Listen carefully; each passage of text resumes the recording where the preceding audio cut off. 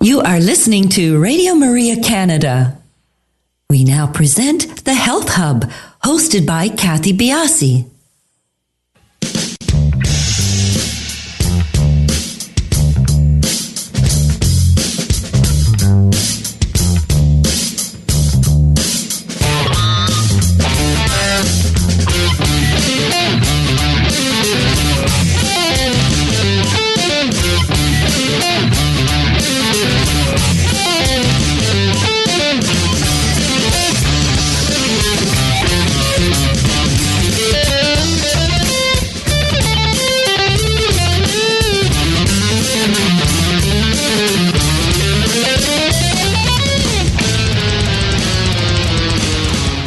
Good morning, everybody, and welcome to the Health Hub. I'm Cathy Biase, your host, and along with our producer, Alex Diaz, we would like to welcome you to our show this morning. Good morning, Alex. Good morning, Cathy. Good morning to our listeners. Did you have a nice family day weekend? Yes, I did. Thank you. You're doing many things back there. Are you able to engage or no? Do you want to do your own thing back there? At this moment in time, I'm just going to silence my phone. Unfortunately, okay. Radio one-on-one failed. Oh, you tell me to do that almost every show. Make sure you're on silent. That's true. That's and okay. Clearly, it's still the start of the week for me. Yeah, it's like a Monday for you. And you were saying that you were busy doing posters and everything for the Radio Maria. Yeah, it's an exciting time for us, for sure. Excellent. So you were able to do anything the long weekend other than that, or was it all I did work? catch some of the basketball action. Our guy, He did great. Kyle, for Kyle sure. was great. It was fun to watch. I have to say, I left it for a little bit, went to play some cards, but it was really great. It was great to see him play so well and really recognized. He really deserves it. He did. He played excellently. He did. Today's show is live. Our number is 416-245-1534. Please do follow us on our social sites. We are on Instagram, Twitter, and Facebook, and we are at the Health Hub RMC. And feel free to email us at thhh@radiomaria.ca if you have any questions, concerns, anything that you'd like to talk with us about. It would be great to hear from you. And do subscribe to our podcast. We are the Health Hub on iTunes, SoundCloud, and all of your favorite podcast platforms. You can also find all of our shows, our live shows and our tape shows turned over into a podcast format on Radio Maria's website, which is radiomaria.ca, and on my website, which is cathybiase.com.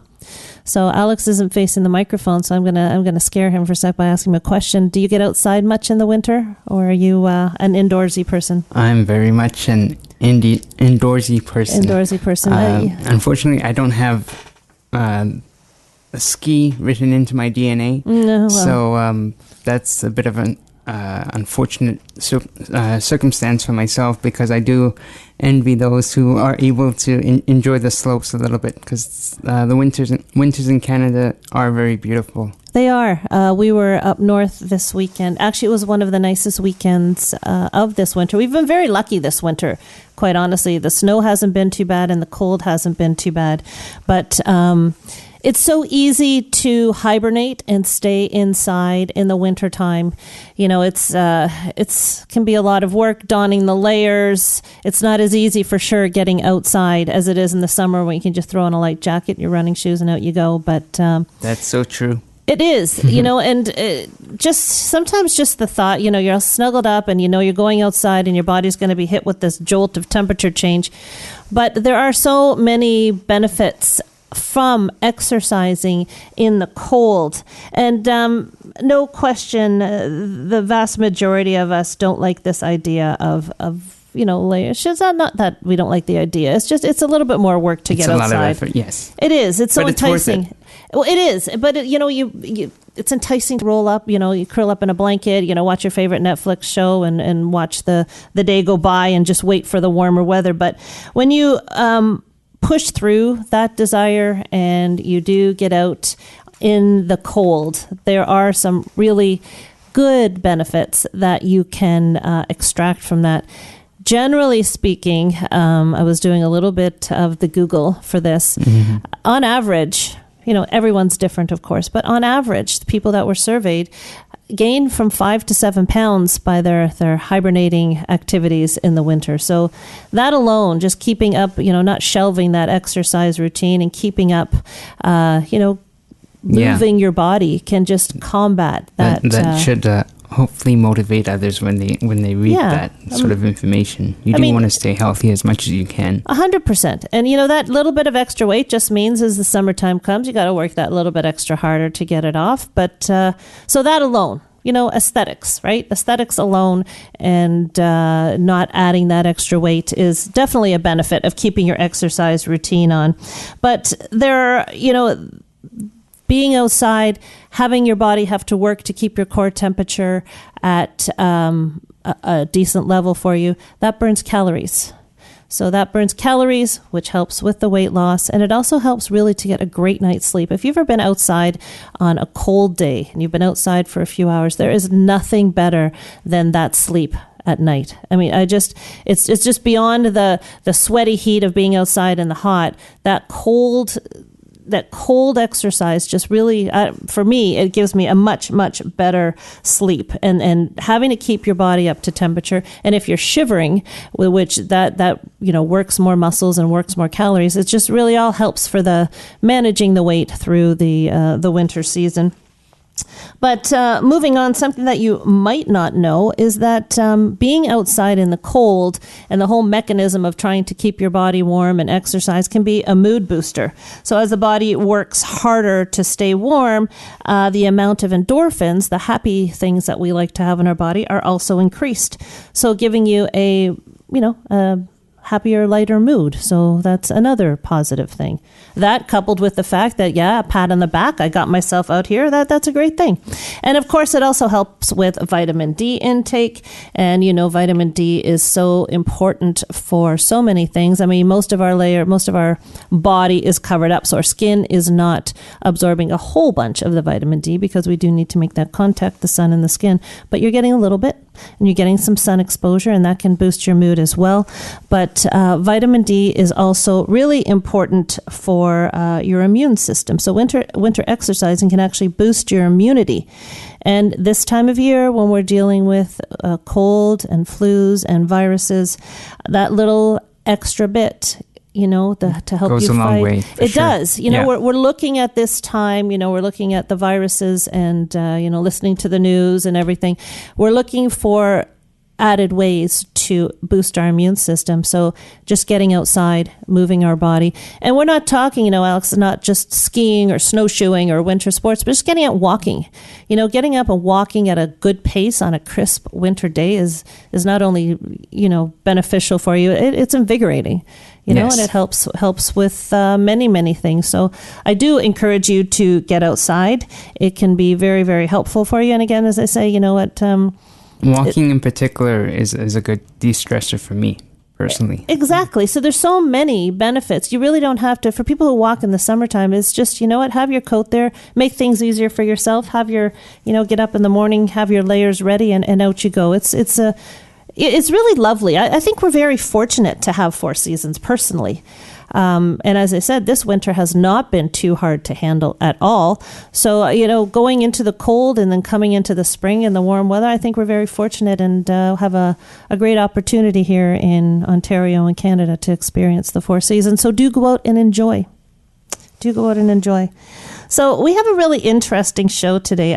I've talked a lot about mental health with teenagers. It's, I've got teenagers and young adults. I've got 4 young adults myself, and I definitely am in contact with a lot of young adults because of what I do and because of my kids.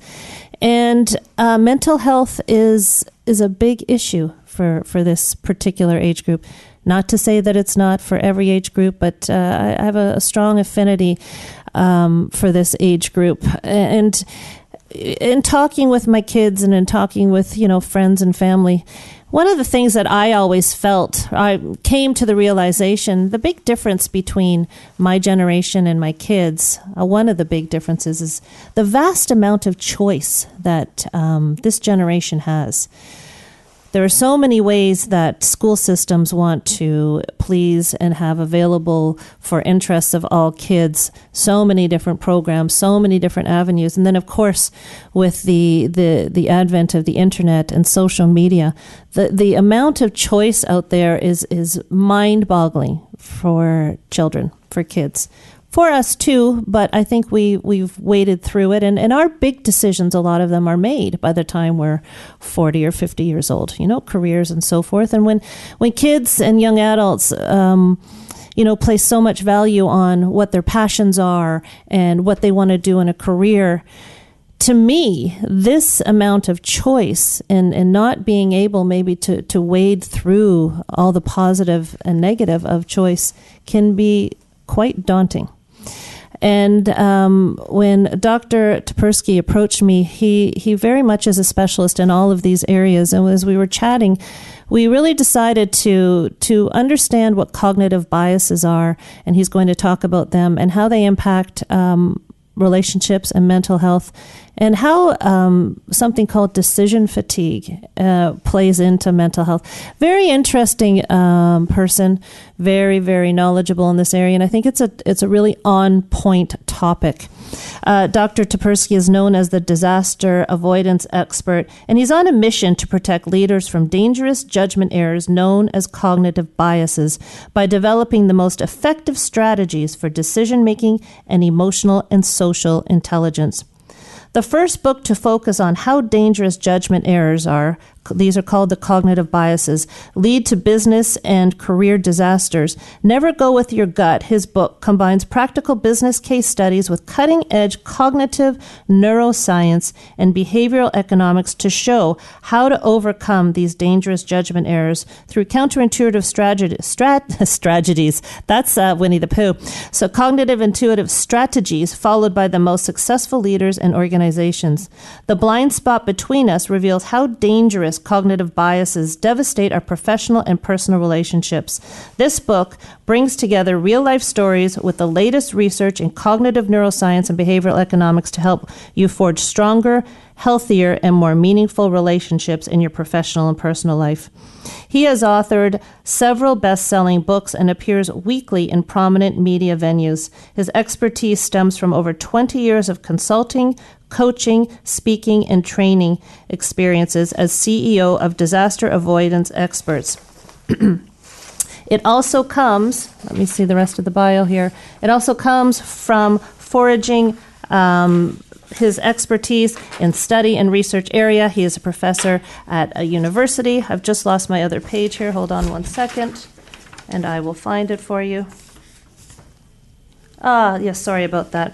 It also comes for his research and background as a behavioral economist and cognitive neuroscientist with over 15 years in higher education, including 7 as a professor at Ohio State University and dozens of peer-reviewed and academic publications. So much background in working with this topic for us. So please stay tuned, and we will be back in a few minutes to talk with Dr. Tsipursky.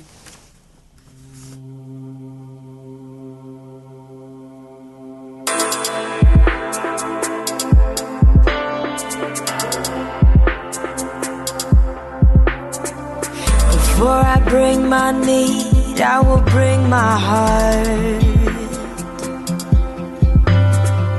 Before I lift my cares, I will lift my arms.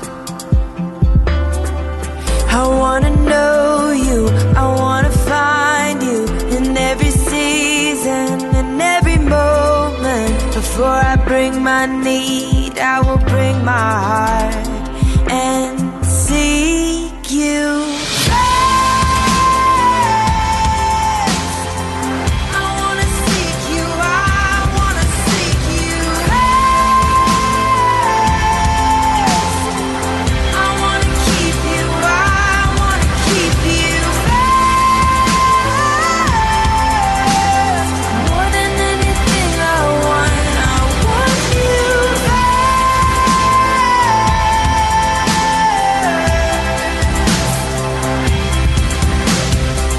Before I speak a word, let me hear your voice. And in the midst of pain, let me feel your joy. Ooh, I wanna know you, I wanna find you in every season, in every moment. Before I speak a word, I will bring my heart and seek you.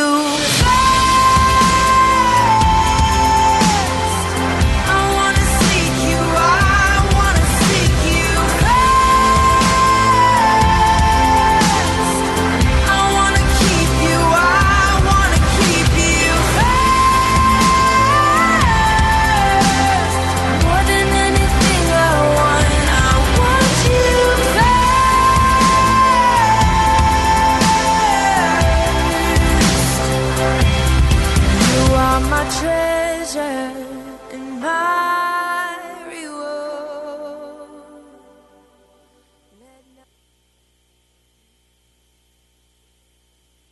You are listening to Radio Maria Canada. We now continue with the program, The Health Hub, hosted by Cathy Biase. Welcome back, everybody. Our show today is live. Feel free to call in. Our number is 416-245-1534 if you have any questions on this great topic. And do follow us on Instagram, Twitter, and Facebook. We are at the Health Hub, RMC. Good morning, Dr. Tsipursky. How are you? I'm doing really well. Thank you again for having me on the show, Cathy. It's a real pleasure. You and I were talking a couple of weeks ago, and this is a topic that is quite near and dear to my heart. And your expertise in this area in dealing with, we're going to get to the topic of cognitive biases and decision making, puts you in a novel spot for so many things. How did you come into this line of research and work? Well, actually, it stemmed from my own childhood. When I was a kid, I saw that my parents were both making certain decisions that, let's say, they weren't the best decisions. They were both gut-oriented people, which meant, of course, that when we feel something, we decided it's the right thing to do. We also think it's the right thing to do. We don't differentiate between our thoughts and our feelings. That's what my parents were like, and that's what most people are like, unfortunately. So, unfortunately for them, often their gut reactions contradict each other. So let's say my mom liked to buy nice sweaters and nice clothing in general. And she would buy a $50 sweater and she'd come home. And my dad was kind of a cheapskate, so he'd yell at her for saying that, no sweater should be worth over $20, stuff like that. So I already as a kid, I saw that sort of decision making, that was not helpful for their relationship, for their interactions, and I already had the impact of it, of course, my parents yelling at each other. But the worst was this one time when my dad, so he was a real estate agent, so he had variable salary based on commissions. And during a 6-month period, he made quite a lot of money, but he hid it from my mom, and he told her he made very little money. And he actually bought an apartment elsewhere and leased it out. In a couple of years, once my mom found out, she was so pissed. She was so angry. It was a very big blowout fight, very, very huge conflict. And they actually separated for a while. So I ended up living with my mom naturally, and I saw my dad pretty rarely. They eventually reconciled, but, she couldn't really trust him again after that. And it really shaped me as a kid, that fight, living with my mom, living without my dad, it just made me realize the kind of terrible choices that people make, financial choices and other sorts of choices that they make, and that really harm them down the road. And I wanted to understand, why do we make the bad choices that we do? And I found out that the typical advice that people get to go with their gut reactions is horrible, very bad, terrible. It does not serve us well, hurts us a lot. Following our intuition and so on really is not a good idea, and I can talk about that in much more depth. But that's kind of what led me to researching this topic, to becoming a cognitive neuroscientist, specializing in economics. So cognitive neuroscience looks at how our brain works, and specifically how the various aspects of how our brain work cause us to behave in certain ways. And I specialize in decision making, especially in economic situations, so the behavioral economics. How do we as human beings behave in economic situations, and how do we improve our behavior and address some of the problems that my parents suffered and we all suffer from? And so that's my background. I spent over 20 years doing consulting, coaching, training, as you mentioned already. And I didn't only do consulting, coaching, and training. I went to do formal research in this topic. So I spent 15 years in academia researching how and why we make our decisions, and the kind of mistakes we tend to make, which are called cognitive biases, and how do we defeat these cognitive biases to make the best decisions. Okay, maybe we can back end getting into cognitive biases. I'm going to volley this thought to you. I was thinking of a way to, because so many people do go with their gut. Isn't a decision based on gut feeling, can that not too be a decision made from taking in the facts and analyzing it? And isn't a decision from the gut, it's not necessarily just reactive, is it? It can be, too, a decision made from knowledge and history? Well, then that's not going from the gut. Going from the gut is following our instincts, our intuitions, the inborn impulses that are within us. So like my parents were following their inborn impulses and weren't really thinking about the kind of consequences for their relationship. And there are so many examples where that happens. I mean, there's a reason there's a 40% divorce rate in North America, right? This is a big problem, and a lot of it comes from people not really thinking about what are the consequences for their relationships of the decisions they're making. The kind of things that you and I were talking about, how teenagers approach decision making and the kind of overwhelming amount of decisions that they face is partially because of the behaviors that they choose to pursue and the kind of decisions that they face and the kind of ways that parents provide them with information. Unfortunately, there are lots of problems with that. So people, they follow their gut intuitions because that's what they feel is right. We're not taught decision making. Nobody sits us down and says, hey, kiddo, here's how you make decisions. Mm-hmm. Do this, not that. We just go throughout our life blindly stumbling and making decisions in certain ways. And some things work for us and we think they'll always keep working, and they actually don't. We break things and we make really bad decisions because we use patterns that worked in the past for new situations where they don't work very well. So there's a lot of ways that we're screwed up and our decision making is screwed up. And I've had a lot of frustration figuring out why and how people suffer because they make bad decisions. Because it's something I'm passionate about is reducing suffering, and seeing the way that people suffer from making these bad decisions it really puts me on edge and really makes me unhappy with the way that schools don't teach good decision making and TV doesn't teach good decision making. We don't know how to make good decisions. It's pretty terrible, actually.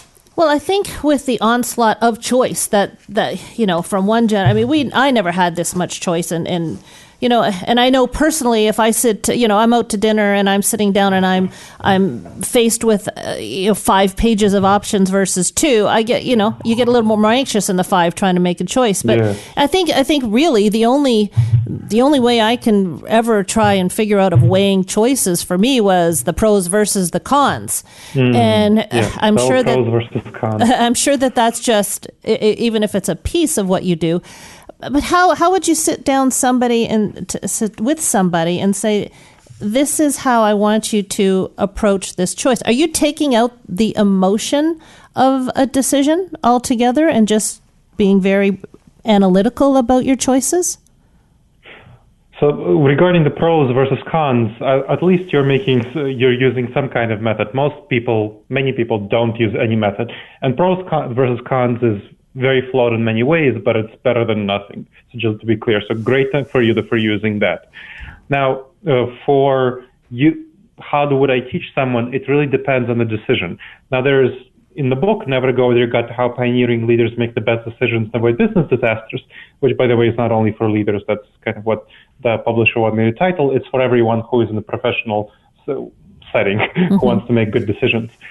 That talks about 2 methods for decision making. One, for casual, quick, everyday decisions that you don't want to screw up, where your goal is satisfying, like, whether, let's say, you're writing an important email, or you're choosing where to go for lunch, or you're preparing for a relatively important client meeting, not a make or break thing, but preparing for a presentation.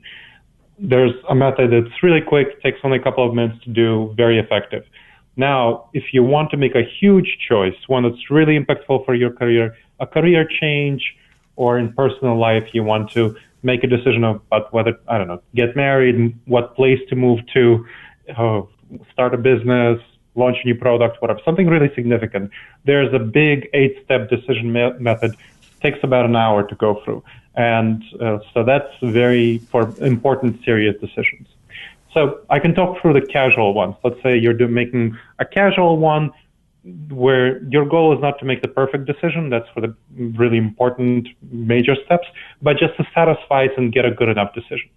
What you want to do is ask yourself 5 questions about any decision where you want to avoid a disaster. First question, what important information didn't I yet fully consider? So what evidence didn't I take into account? There is a series of cognitive biases, which we can talk about later, that cause us to, unfortunately, look for information that confirms our beliefs, that matches what we already want to be true, and that causes us to ignore information that doesn't match our beliefs. So we tend to cherry pick evidence inherently without meaning to do so, to match what we want to see. And it's very important. That question is about look for evidence that makes you uncomfortable, that goes against your perspective. Try to prove that you're wrong. Try to disconfirm your preferences. And if you can, that's great. Then it's more likely to be right. But if you can, that's also great, because then you're not going to make a bad choice. Second, what dangerous judgment errors didn't I yet address? That's about cognitive biases. There are over 100 of them. And my book talks about the 30 most dangerous cognitive biases in professional settings and how to address them. So never go with your gut. You mentioned the other one, the blind spots between us. That's about personal and professional relationships. So that one talks about the most dangerous ones for the 30 most dangerous ones for personal and professional relationships. Third, what would a trusted and objective advisor suggest I do? So think about someone who is a trusted and objective advisor for you. Think about that little angel on your shoulder. Think about, let's say, what Cathy would do in this situation.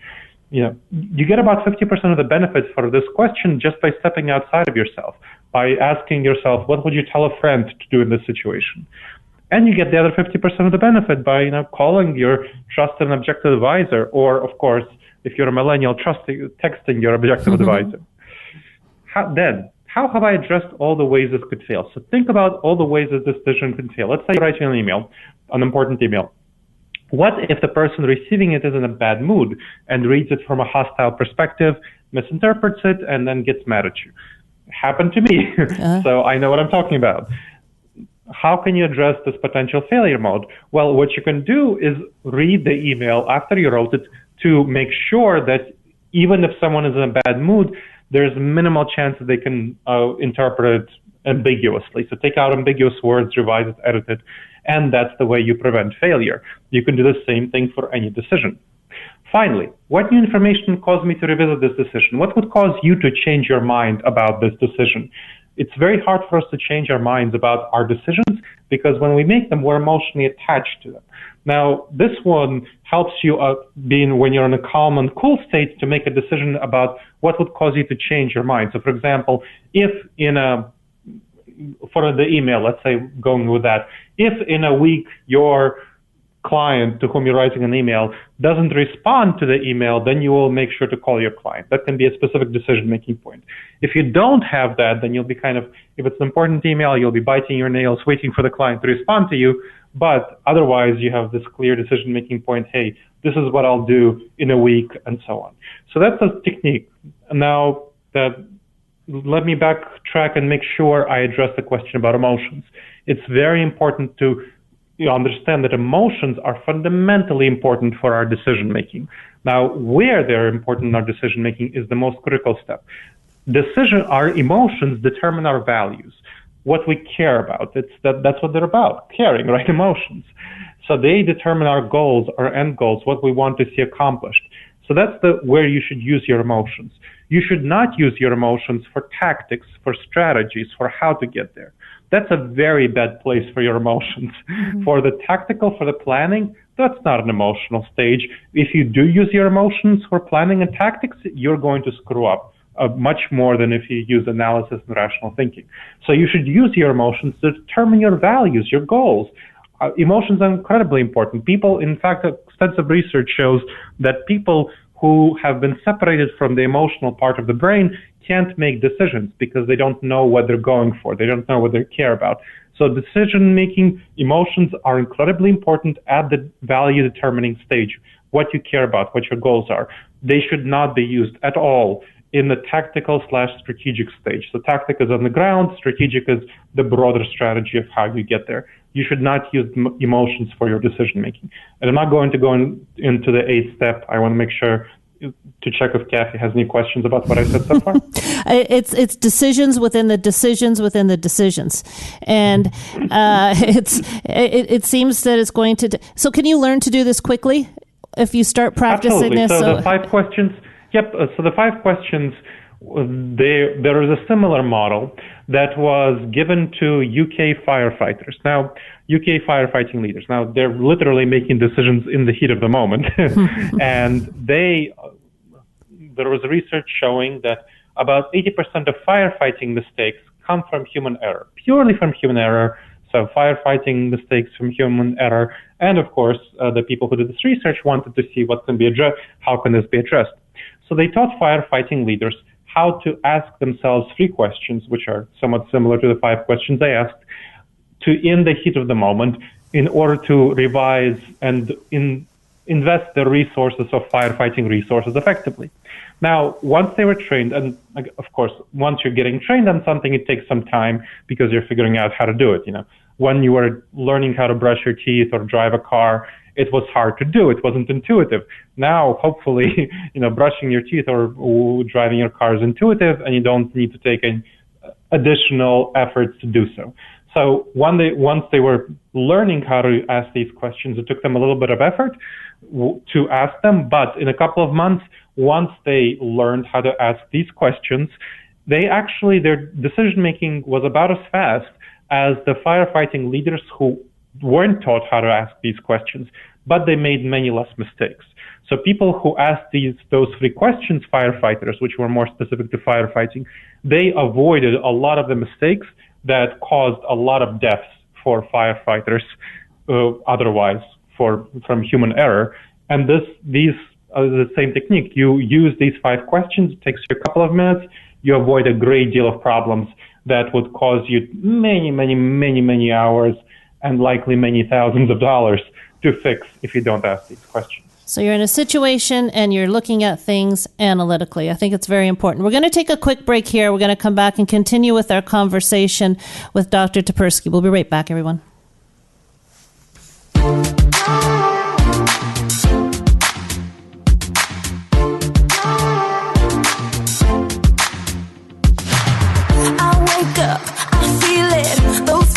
Back again, can't shake them, can't make them ever fade, ever end. Am I good enough? Do I measure up? Feels like a war I can't win. But I wasn't given the spirit of fear, I was given the power of love. Everything I've been fighting against, I'm gonna lift it up. I wanna be fearless, no holding back, no backing down. Because I believe you're with me now. Bring on the unknown. Lead me and I'll go. Come set me free. God, I wanna be fearless. I want to be fearless. I want to be. These mountains, these giants will fall at a single word. In your name, in your strength, I'm more than a conqueror. The spirit of fear, I was given the power of love. The power of love. Everything I've been fighting against, I'm gonna lift it up. I wanna be fearless. No holding back, no backing down. Fearless. Because I believe you're with me now. Bring on the unknown. Lead me and I'll go. Come set me free. God, I wanna be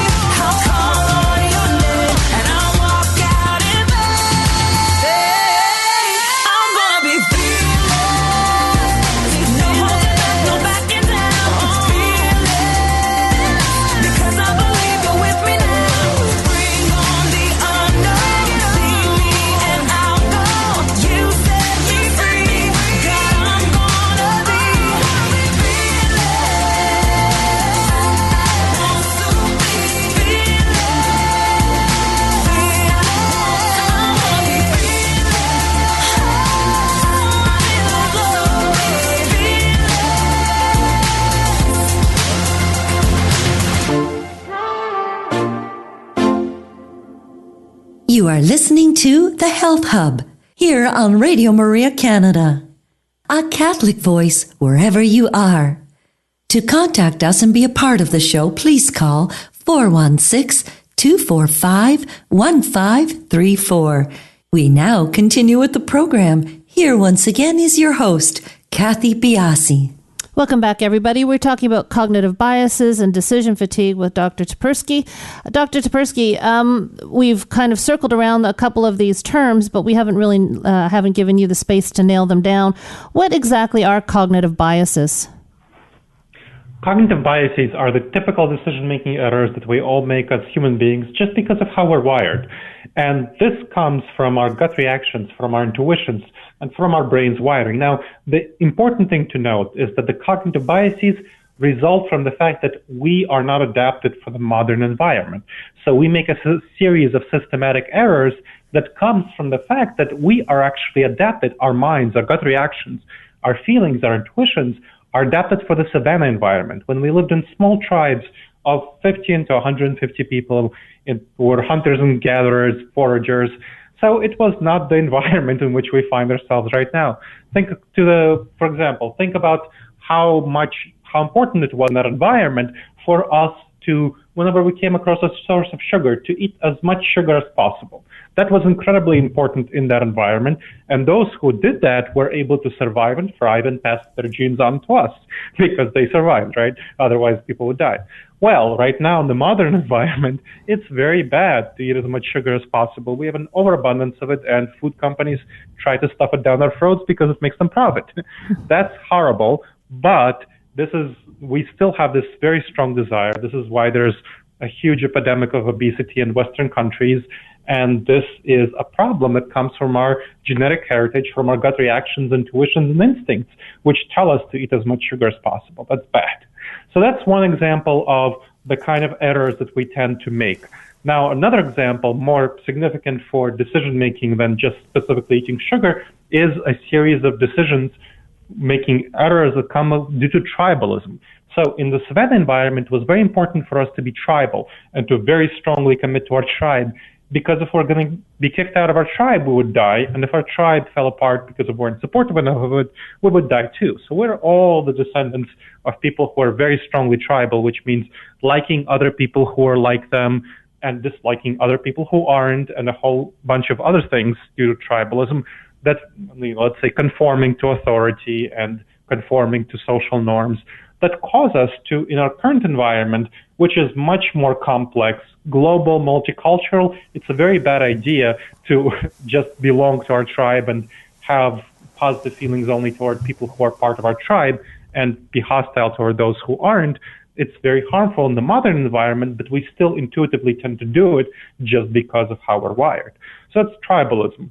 Another set of bad errors comes from the fight or flight response, where in the tribal environment, in that savanna environment, it was very important for us to jump at 100 shadows in order to get away from that one saber-toothed tiger. That was very important for us. We're the descendants of those who were able to do it successfully to survive. You might have heard of it as a saber-toothed tiger response. Well, in the modern environment, you might notice much less saber-toothed tigers, but talking about the overabundance of information and decisions and anxiety out there, we treat each potential negative threat, stimulus outside of us as a saber-toothed tiger. We have the same stress response. We have the same cortisol response. Our stress hormones shoot up through the roof whenever we sense threats and kind of potential problems, and every decision that we need to make is full of potential threats because we might make the wrong decision, and that would be bad for us. We feel bad about it, and we have an excessive stress response because of the overabundance of choice that we feel and that we have, and that causes us to have that very much stress and cause us to make quick decisions, that fight or flight, right? That's about quick decisions, which often turn out to be the wrong decisions, bad decisions because we make them too quickly. So there's a lot of problems, and having an overabundance of decisions is just one category of errors, of problems due to our modern world. The notifications that we get on our phones all the time, same sort of thing. We have faced so many of them, and a lot of them, we respond to them as though they're saber-toothed tigers, and they're not, but our stress hormone still shoots through the roof. And it's continual stimulation. So cognitive biases don't have anything to do with learned experiences, really. Correct. Those are completely separate. Cognitive biases are inborn aspects of what. Yep. So now the learned experiences build up on top of cognitive biases. So let's say racism, sexism, various forms of discrimination, that builds up on top of the tribalism, who we feel to be part of our tribe or not. Right now in North America, whether Canada or the United States, most people don't care about someone who is from, some kind of Sikh caste or whatnot, like in India, the caste system. It doesn't really matter to us. So, but in India, that matters a lot. So that's how the tribalism manifests itself in India, and here in the United States and Canada, it manifests itself in various other ways. Okay. So now let's talk about decision fatigue. So this might be a fancy term for you have too many choices and you can't figure out where to stick the pin. So what is decision fatigue? Decision fatigue is when we get actually physically tired, drained, exhausted because of the overabundance of choices that we have in the modern world and that we make in the modern world. So we feel overwhelmed by too many choices. That's one aspect of it. And then the more decisions we make, the more drained we feel. Now, this is very weird, So if you go to, let's say, a store, there's this myth, this narrative in the consumer economy, in this capitalist consumer economy, that people should shop, and shopping is great, and you get shopping therapy, and you have a wonderful experience with shopping. That's actually a myth. When we look at studies of shopping, of how people buy things, the more they buy things, the more drained and exhausted they get. Interesting. So that's the actual reality of shopping. Not criticizing capitalism per se, I'm criticizing this narrative of consumerism. The more we shop, the more drained we get, and we get fatigued, and we make bad decisions. That's why companies that want to sell us things where we might well make bad decisions, what they do is they cause us to make a number of decisions up front, smaller decisions. So let's say if you're buying a car company, if you're buying a car, what you'll tend to find when you go through the form of 100 ways of modifying and specifying the kind of car you want.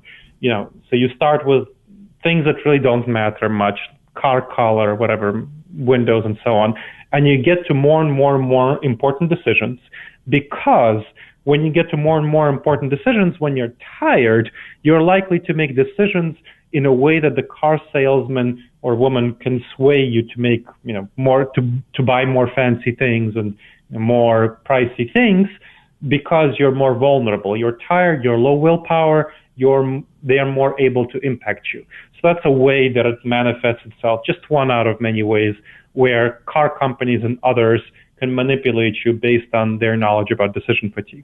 Oh, I can relate to decision fatigue in so many aspects in my life, from Christmas shopping to when we were renovating and it got down to picking knobs for doors. I was like, I really could care at this point.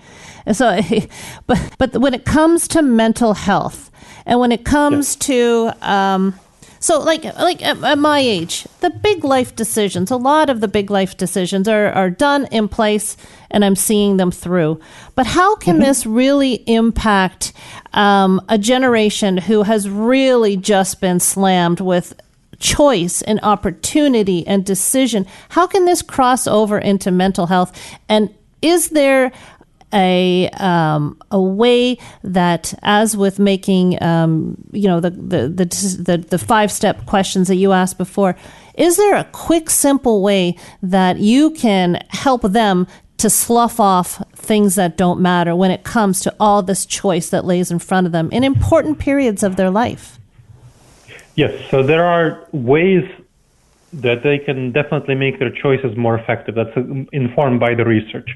A number of choices has to do with how you make each individual choice and whether you can change the choice. I'll tell you about an interesting study. There was a study done on students who were given the option of having a fancy art portrait made of them. And they had this fancy art portrait made of them. They had 2 art portraits, like really fancy portraits made of them, 2 versions. And then there were 2 subgroups. Group A was told, hey, here are 2 portraits. choose one of these portraits and you keep it. This is your portrait, go, great. Group B was said, hey, here are 2 portraits, choose one, but for the next 2 weeks, you can make a choice and make a different choice and go back and change it for the other one if you think you might like the other one more. So in a typical, our narrative would be that, hey, obviously Group B would be happier because they have the option of choosing. Maybe they hang one on their dorm wall and see how it looks, and then they hang the other and see how that looks, and maybe they will have a more satisfying experience. Not so at all. The research very convincingly shows that Group A is going to be much happier. So if you make a choice and stick to it, make a commitment, then you want to cut off your ability to change this choice. Mm-hmm. So that's one of the big challenges with our society and with our, thing, get something from Amazon and you can ship it back, no problems. And so many other things, is that we can make a different choice.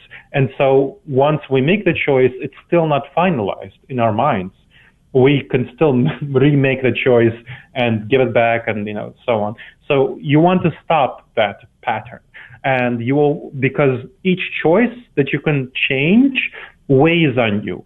It's an extra additional layer. It's an additional loop that's not closed in your mind, so to speak. Mm-hmm. So you want to make sure that you close that loop and you commit to whatever choice you made and you don't change your mind. So that's kind of one very important policy for you to establish for teenagers or anybody else, anybody who makes shopping choices or other sorts of choices.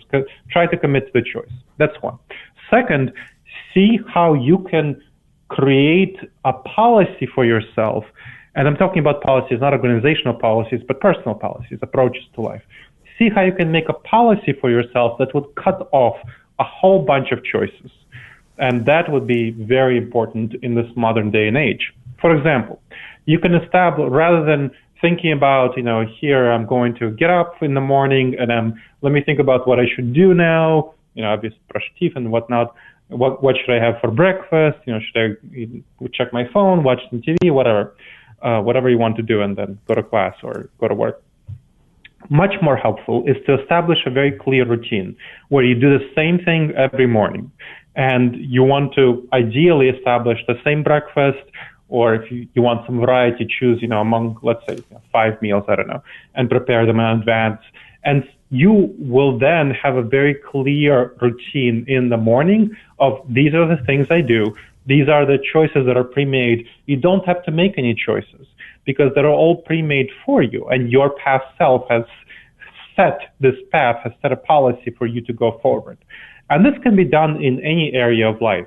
This can be done in, we talked earlier about going out and deciding what meal you want to have in a restaurant. You can decide in advance to limit your choices to a very specific category. So for example, if you're going to a Mexican place, instead of looking at the 100 options they have, 5 pages of 100 options, you can decide in advance. What I'm going to have is a taco. Taco is going to be my thing. And then you can just look at their 5 choices of tacos, rather than looking at all the burritos and quesadillas and all the other things that you can have. So that's the kind of thing that you want to be looking for. You want to make sure to try to limit your choices and set yourself a policy. You can have a policy of every time I go to a Mexican place, I will get a taco, if you're fine with tacos and like tacos. So you want to try to limit your choices and set policies that restrict your choices deliberately so that you're less overwhelmed with choices and decision fatigue. I think it's important to understand that choice can be a good thing. It's just how we wade through it. And, when you go, children are asked, the big things and where there's it seems to be a real lapse in helping young adults in making these decisions to go to university and helping to cope and dealing with all the choices and the time and this and that, is to stop asking more questions. Well, what do you want to do? Well, what do you like? How about the fact that if you make a choice that doesn't pan out, you have other options. And I think that that's important for a young person that's trying to make these choices, that, choice can be overwhelming, but you make a choice, you go through the steps that you have mentioned, you make a rational, you make an intelligent choice, and if it doesn't work out, then the benefit is that you have other options. And I think, the decision fatigue, we need to educate people on how to handle it. And I think it's a very important piece of work that you do. Now, if people want to get a hold of you, if they want to find your book, where can they reach out to you? Because I think we need somebody like you to really, pull the arrow back and make a straight line for a lot of people. Where can they get a hold of you? Oh, thank you for your kind words. Well, my book is published by a great traditional business publisher called Career Press. So it's available in bookstores everywhere, from Barnes & Noble and university bookstores to online, Amazon, Barnes & Noble again, whatever you get your books. You can find my resources on disasteravoidanceexperts.com. Again, disasteravoidanceexperts.com. There's my blog, there's videos, podcasts, decision aids, manuals, guides of various sorts, classes, consulting, coaching, and speaking services.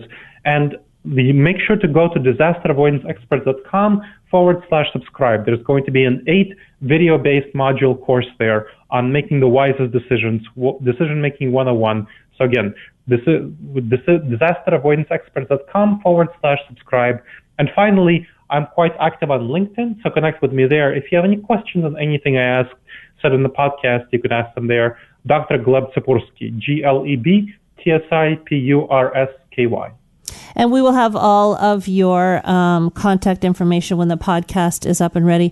It's such an important topic, and I think that to have a resource like you and what you're supplying to help everybody, of course, but especially younger adults to wade through the overwhelming choices that they have to make. I think it's very, very important. So thank you so much for taking the time and joining us today.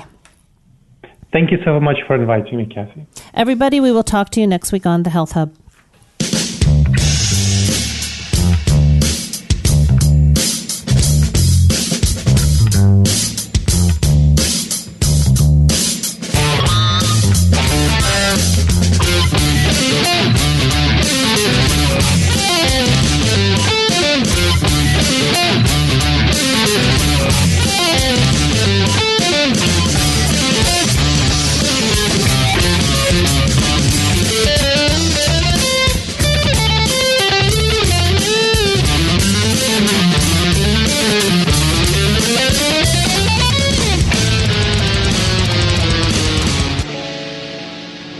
You have been listening to The Health Hub, hosted by Cathy Biase, here on Radio Maria Canada.